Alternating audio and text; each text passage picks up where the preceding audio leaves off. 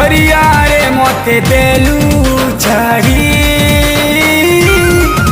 अधूरा करी मोर पे कहानी अति सच्चा साहेब बाबू मुथिली रे बेईमान हसीना तोर जानी गली तोर वादा के इरादा के केंता बदले देलू मोर चाहत के मोहब्बत के सब टूटे देलू रे हेती लग तो पहुंचे धोखेबाज रे धोखा देलू रे धोखेबाज रे धोखा देलू रे धोखेबाज रे धोखा देलू रे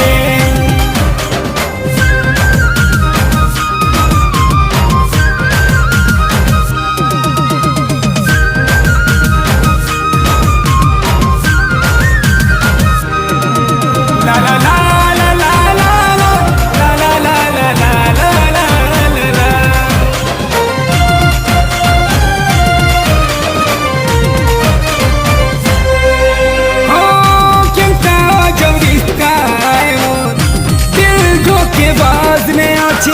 धोखा देला से धोखेबाज आज भी मोर दिल की अच्छे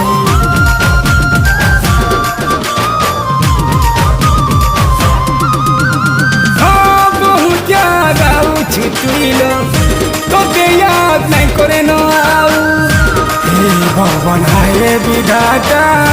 मोर याद चली जाऊ तोर डुप्लीकेट मुस्कुरा बता मोते सिखाई दे तोर नकली दिखावाटा जरा बताई दे रे सुन कते कहूचे रे धोखेबाज रे धोखा देलू रे धोखेबाज रे धोखा देलू रे धोखेबाज रे धोखा देलू रे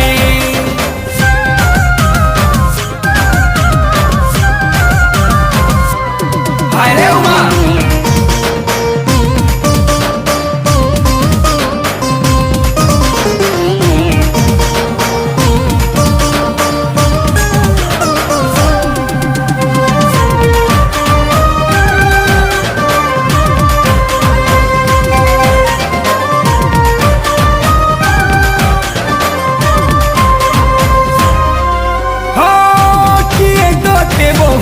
चाहवा हंसे जगह मुस्कान देवा जिंदगी सारा लो तोर दिल मोर चाहत या करतीवा